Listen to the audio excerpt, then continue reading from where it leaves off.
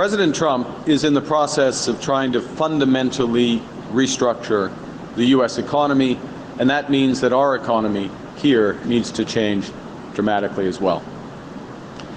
And as I made clear to President Trump in our call last week, I will reject all attempts to weaken Canada, all attempts to wear us down, to break us down so that America can own us.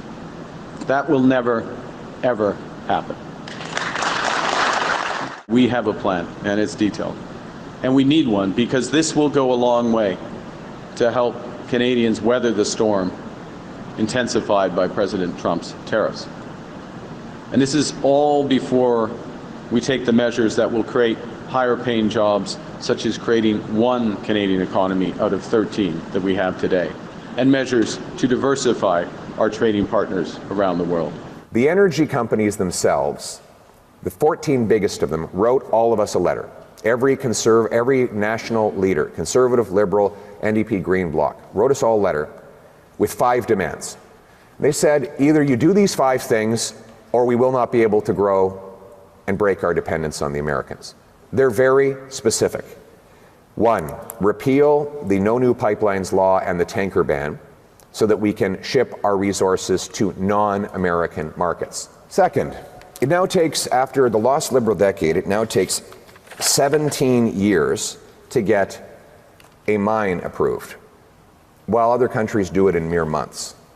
We can protect our environment and our population, but do it quickly. That's why I have announced I am committed to the Build Canada demand to reduce wait times for permits to 6 months. Next, the cap. The Liberals have imposed an energy cap. This will prevent our industry from growing and even force it to shrink in size because the policy is to reduce the output of the industry. I have said I oppose the energy cap. And then we have the carbon tax, the famous carbon tax.